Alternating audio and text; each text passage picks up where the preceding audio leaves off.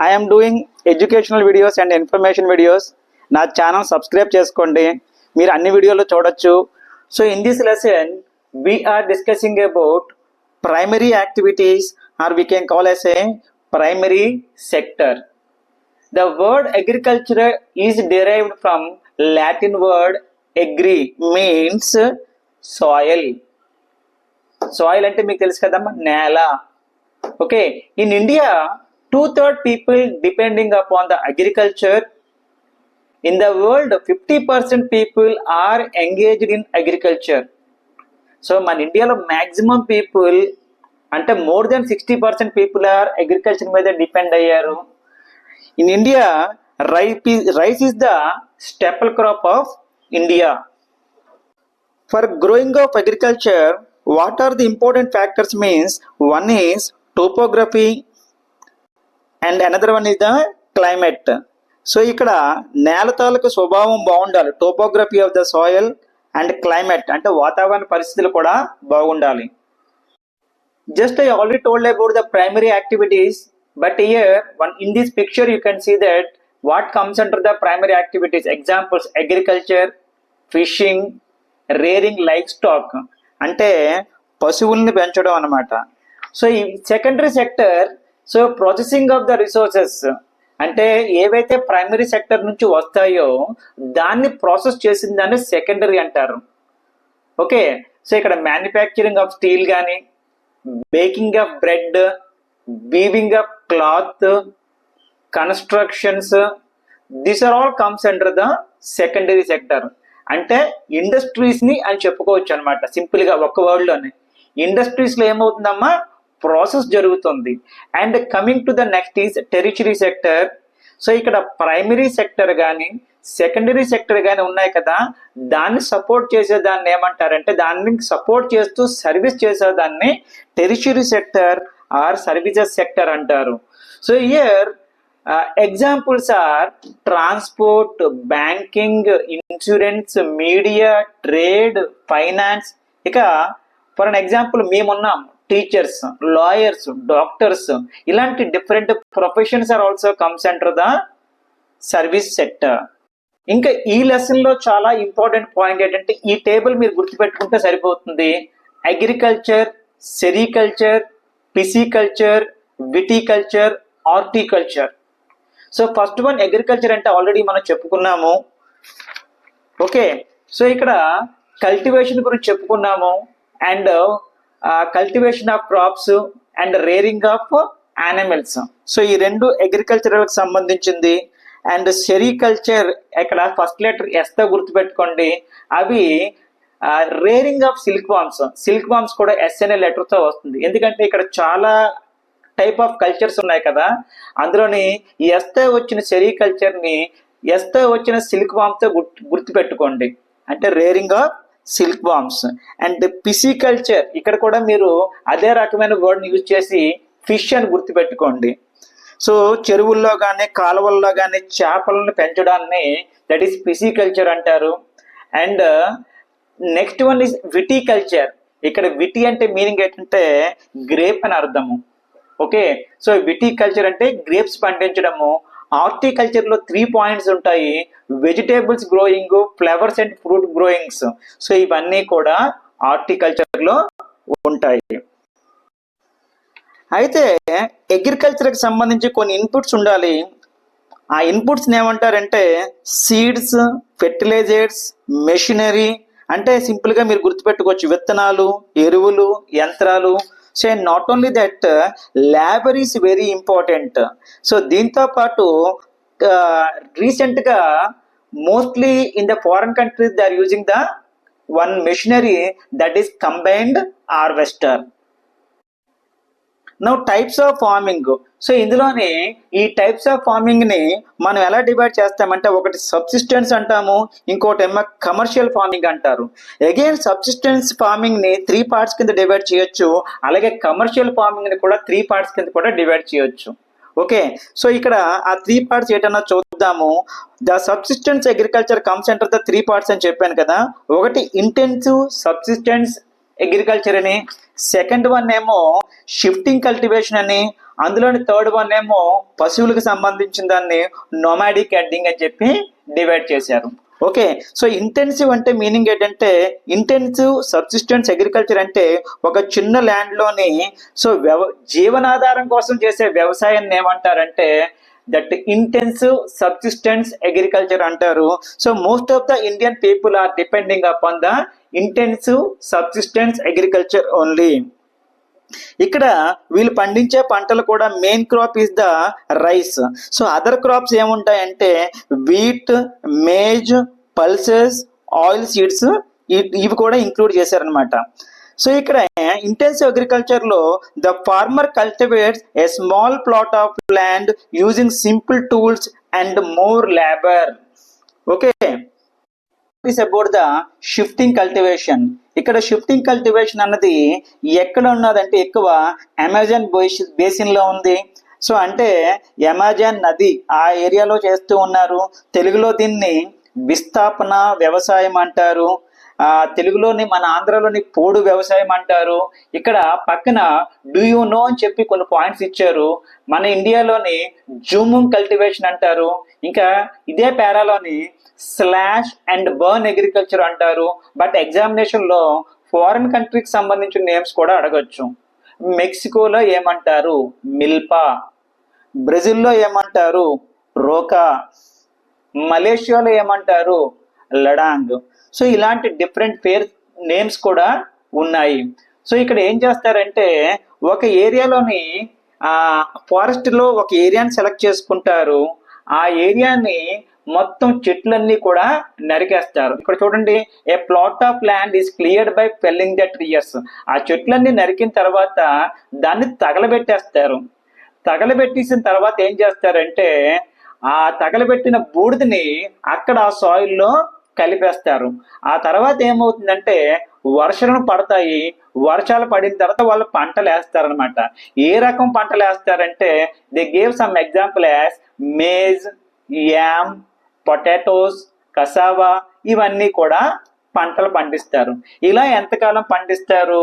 ఆ ఇయర్ లేదంటే 1 or 2 years ఆ 2 or 3 years పండించిన తర్వాత ఆ ఏరియాలోని ఫెర్టిలిటీ తగ్గిపోయిన తర్వాత వాళ్ళు మరొక ఏరియాని సెలెక్ట్ చేసుకుంటారు. అందు గురించే దీనికి షిఫ్టింగ్ అని అన్నారు. మరియు దీనికి slash and burn and agriculture అని కూడా అన్నారు. సో మన ఆంధ్రలో మాత్రం దీన్ని ఏమంటారు? పోడు వ్యవసాయం అంటారు. ట్రైబల్ పీపుల్ మాత్రమే చేస్తూ ఉంటారు. వీళ్ళు ఏ రకమైన మెషినరీ వాడరు, అలాగే ట్రాక్టర్స్ వాడరు, అలాగే నాగలది వాడరు. సాధారణంగా వీళ్ళు కొండ ప్రాంతాల్లోని ఫారెస్ట్ ఏరియాలోనే ఈ వ్యవసాయం చేస్తూ ఉంటారు. ఇక నొమాడిక్ హెడ్డింగ్ అంటే మీ అందరికీ తెలిసి ఒక డెఫినేషన్. నొమాడిక్ అంటే the people move from place to place అని చెప్పి మీరు 6th క్లాస్లో చదువుకున్నారు. కానీ ఇక్కడ ఈ పీపులే ఏంటంటే యానిమల్స్ ని పోషించడం కోసము వీళ్ళు ఒక ఏరియా నుంచి ఇంకొక ఏరియా వెళ్తారు. ఎక్కడైతే వాటర్ అవైలబిలిటీ ఉంటుందో, ఎక్కడైతే దానికి యానిమల్ కావాల్సిన ఆహారం దొరుకుతుందో దట్ ఈస్ ఫోడర్. సో ఆ ఏరియాకి వెళ్తుంటారు. ఫర్ అన్ ఎగ్జాంపుల్ ఈ నొమాడిక్ హెడ్డింగ్ ఎక్కడ చేస్తారంటే సహారా డెజర్ట్ ఉన్న ఏరియా లాంటి వాళ్ళు చేస్తారు, అలాగే సెంట్రల్ ఏషియాలో చేస్తారు. మన ఇండియాలో రాజస్థాన్ అన్న ఏరియాలో ప్రాబ్లం ఉంటుంది కాబట్టి దాన్ని ఎరిడ్ క్లైమేట్ అనొచ్చు. So arid climate or semi arid climate. So ఇలాంటి ఏరియాలో పీపుల్ రాజస్థాన్ కానీ జమ్మూ అండ్ కాశ్మీర్ కానీ. సో వీళ్ళు ఎక్కువ ఈ నొమాడిక్ హెడ్డింగ్ చేస్తారు. కాశ్మీర్ ఈ సూటబుల్ ఫర్ యాపిల్స్ పండించడానికి బాగుంటది కానీ పంటలు పండించడానికి అనువైన ప్రదేశం కాదు. అంత చల్లని ప్రదేశంలోని ఈ రైస్ లాంటి పంటలు అవి పండవు. సో ఫ్రూట్స్ అయితే కొన్ని పండుతాయి కానీ బట్ అదర్ పంటలు పండడానికి అనుకూలం కాదు. ఈ పిక్చర్ లో మీరు ఆ ఫోటో చూడొచ్చు. నేను ఇందాక ఏం చెప్పానో మళ్ళీ అదే ఇక్కడ డెఫినేషన్ కూడా ఇచ్చాను. మిక్స్డ్ ఫార్మింగ్ సంబంధించిన ఇక్కడ కొన్ని పాయింట్స్ ఉన్నాయి. సో ఈ మిక్స్డ్ ఫార్మింగ్ అంటే the land is used for growing food, fodder crops and rearing animals. So దీన్ని కమర్షియల్ ఫార్మింగ్ లో తీసుకుంటా అనమాట. అసలు కమర్షియల్ ఫార్మింగ్ ఎన్ని రకాలు ఉంటుంది?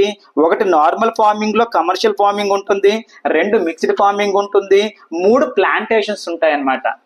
3వది ప్లాంటేషన్స్ ఉంటాయి. ఓకే, అసలు కమర్షియల్ ఫార్మింగ్ అంటే డెఫినేషన్ ఏంటన్నది కింద ఉంది. Crops and animals are grown for commercial purpose, అంటే ప్రాఫిట్ పర్పస్ కోసము. అంటే దీనికి బెస్ట్ ఎగ్జాంపుల్ ఏంటంటే రైస్, వీటు లాంటివి పక్కన పెట్టుకుంటే అఫ్ కోర్స్ అవి కూడా ఎక్కువ ప్రాఫిట్ ఇస్తున్నాయి, కానీ అంతకంటే ఎక్కువ ప్రాఫిట్ ఇచ్చే పంటలు తీసుకున్నారనుకో, that comes under the commercial crops. అంటే పల్సెస్ కానీ, వెజిటేబుల్స్ కానీ, ఇండస్ట్రియల్ క్రాప్స్ కానీ. అంటే ఇండస్ట్రియల్ క్రాప్స్ లో సాధారణంగా తీసుకోవాల్సిన ఎగ్జాంపుల్ కాటన్, అలాగే tea, sugarcane, opium, indigo, ఇలాంటివన్నీ కూడా కమర్షియల్ క్రాప్స్ లోకి వస్తాయి.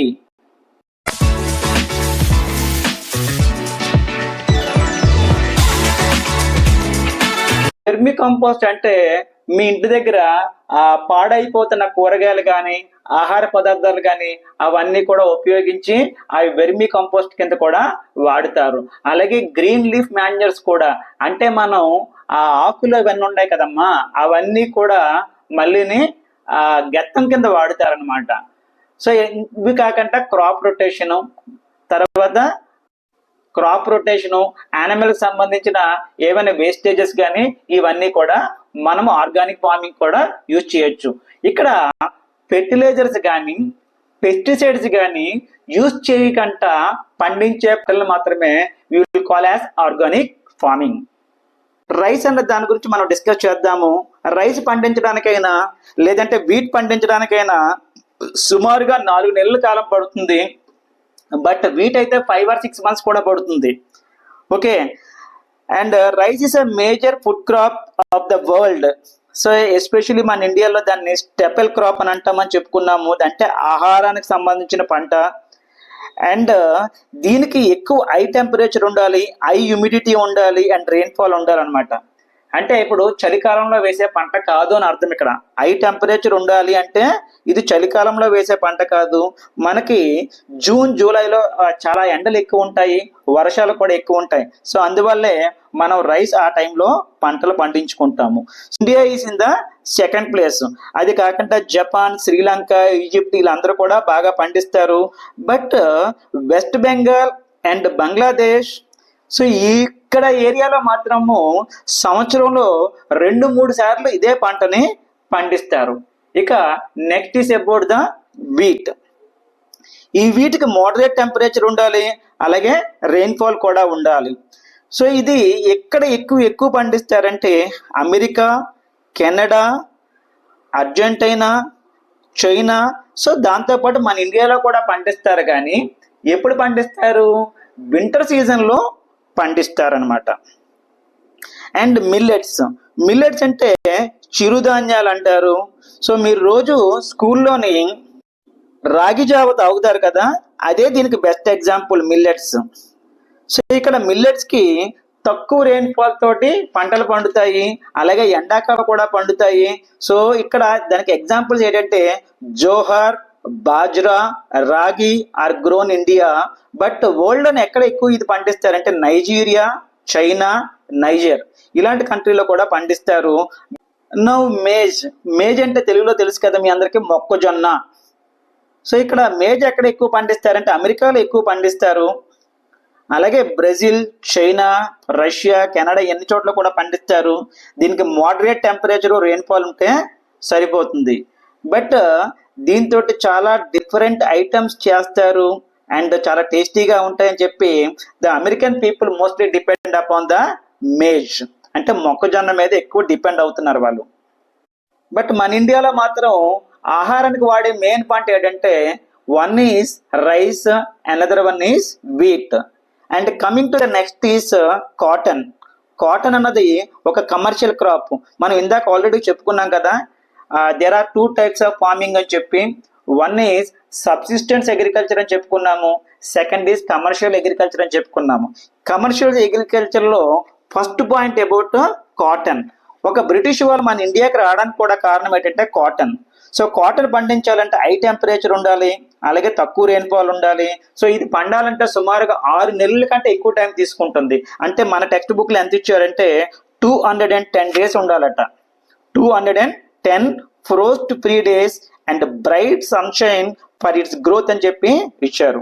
బట్ మన ఇండియా ఎందుకు ఇంత ఫేమస్ అంటే ఇక్కడ మన ఇండియాలో ఉన్న soil black soil and alluvial soils.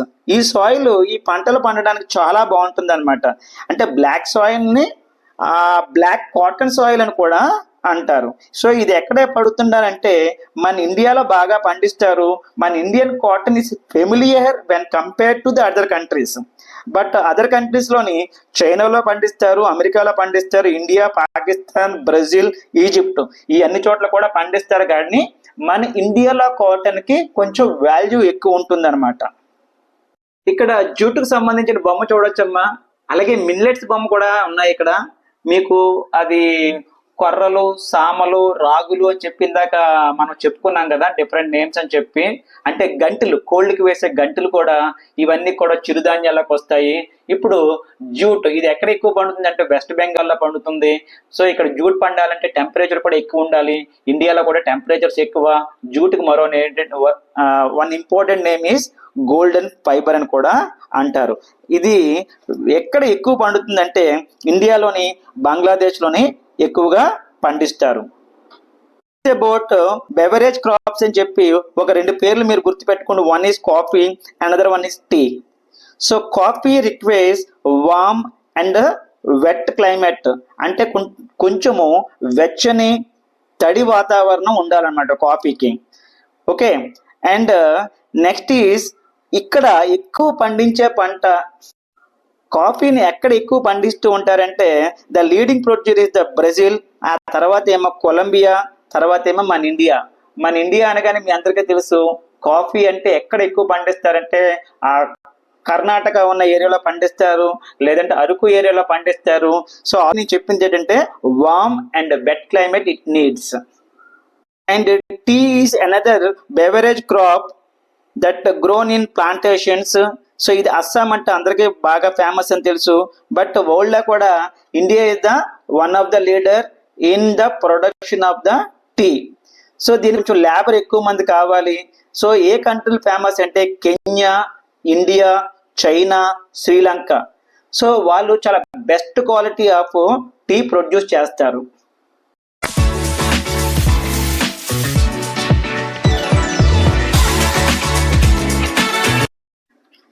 Final గా అగ్రికల్చరల్ డెవలప్మెంట్ ఉండాలి అన్న దాని గురించి మనకు లెసన్ కంక్లూడ్ చేశారు.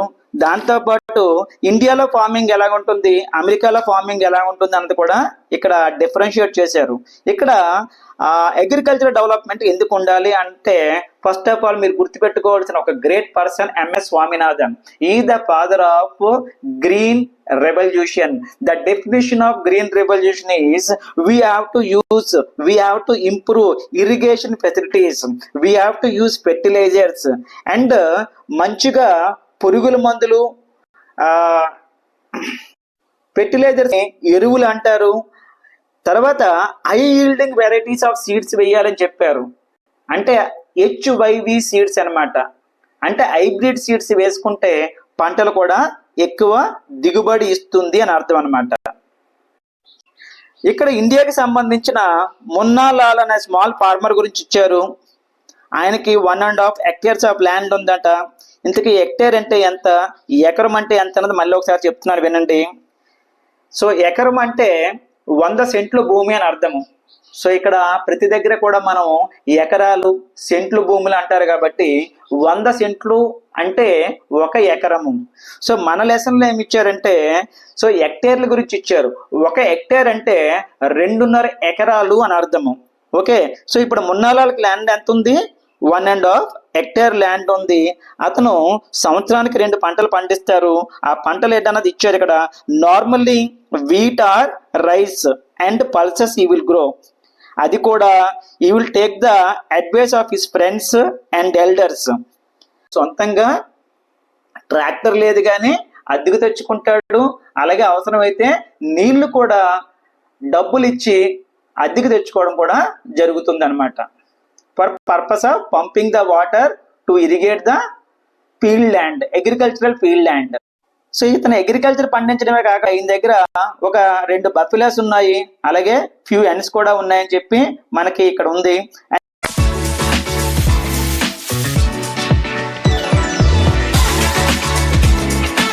ఫార్మ్ ఇన్ ద యుఎస్ఏ అంటే ఏంటి? ఫర్ అన్ ఎగ్జాంపుల్ ఇక్కడ ఒక పర్సన్ పేరు ఇచ్చారు, జో ఒరన్. సో అతనికి ల్యాండ్ ఎంత ఉందంటే 300 హెక్టేర్ ల్యాండ్ ఉంది. మనం ఇందాక చెప్పుకున్న వ్యక్తికి ఏమో 2.5 హెక్టేర్లు ఉంటే ఈయనకి 300 హెక్టేర్ ల్యాండ్ ఉంది. ఈయన పంటలు పండించినప్పుడు ఎలా ఉంటుందంటే చాలా పెద్ద ల్యాండ్, ఇక్కడ మీరు చూడొచ్చు ఫోటో.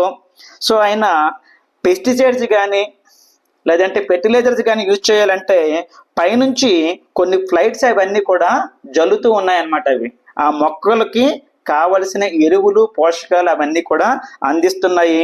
సో ఆ బొమ్మలో ఏముందంటే స్ప్రే ఆఫ్ పెస్టిసైడ్స్ అని ఉంది. సో ఆయన పంటలు పండించే ముందు ఏం చేస్తారంటే ఆ సాయిల్ టెస్టింగ్ ల్యాబొరేటరీకి పంపిస్తారు. సో అక్కడ న్యూట్రియంట్స్ ఎలాగున్నాయో చూసుకుంటారు.